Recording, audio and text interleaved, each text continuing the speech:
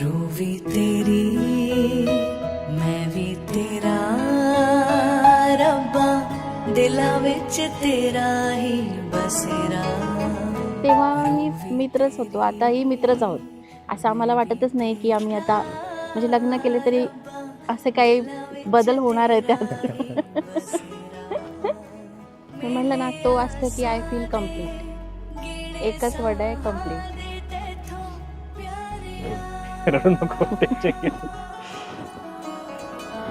पीर भी तू प्यार भी तू दीन भी तू ईमान भी तू।